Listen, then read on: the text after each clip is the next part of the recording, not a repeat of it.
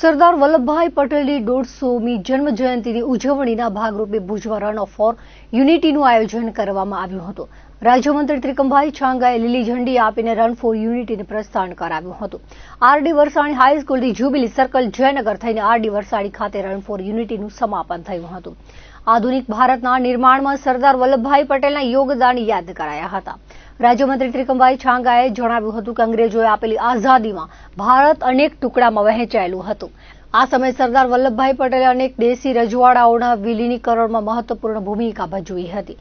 રાજ્યમંત્રી આજના અખંડ ભારતનો શ્રેય સરદાર વલ્લભભાઈ પટેલને આપ્યો હતો અને તેમના જીવનમાંથી પ્રેરણા લેવા અનુરોધ કર્યો હતો.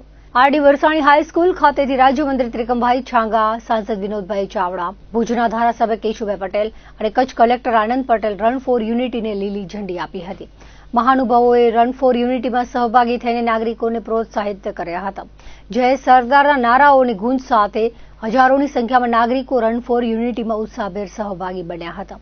આ પ્રસંગે જિલ્લા વિકાસ અધિકારી, પશ્ચિમ કચ્છ પોલીસ અધિક્ષક, નિવાસી અધિક કલેક્ટર, કચ્છ યુનિવર્સિટીના વાઇસ ચાન્સેલર, પ્રાંત અધિકારી, નાયબ જિલ્લા વિકાસ અધિકારી, ભુજ શહેર મામલતદાર, ભુજ ગ્રામ્ય મામલતદાર, જિલ્લા રમત વિકાસ અધિકારી, જિલ્લા હોમગાર્ડ કમાન્ડન્ટ, જિલ્લા શિક્ષણ અધિકારી, જિલ્લા વહીવટીતંત્રના અધિકારીઓ અને કર્મચારીઓ, પોલીસ જવાનો અને નાગરિકો મોટી સંખ્યામાં ઉપસ્થિત રહ્યા હતા. આજે જે સરદાર વલ્લભભાઈ પટેલ જયંતિ છે ને, આપણે દર વર્ષે આપણે આ સ્થળેથી દર વર્ષે આપણે રેલી કાઢીએ છીએ અને સરદાર પટેલની આપણે દર વર્ષે જયંતિ નિમિત્તે યાદ કરીએ છીએ. આવતી સાલે પણ આ જ પ્રકારની રેલી નીકળશે અને વિશેષમાં આ સાલે આપણે જે કચ્છના સમાજના માધ્યમની જે આપણે જે એમએમપી જે હોસ્પિટલ છે એને 25 વર્ષ આ વર્ષે પૂરા થઈ રહ્યા છે. એટલે એની રજત જયંતિ મહોત્સવ પણ ઉજવવાની છે.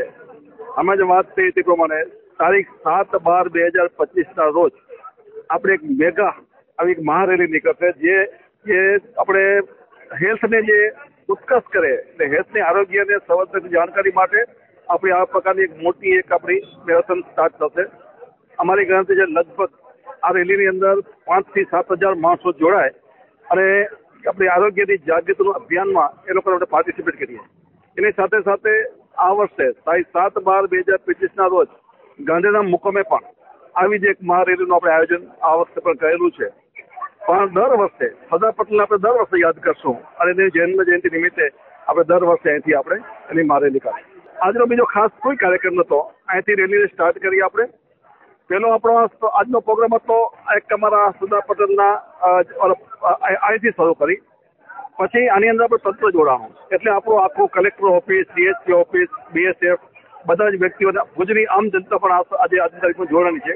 આજે કોઈ વિશેષ કાર્યક્રમ નથી. અહીં આપણે રેલીને પૂર્ણ કરી અને આપણે જન્મ જયંતિની ઉજવણી કરી અને આપણે સમાપ્ત કરશું.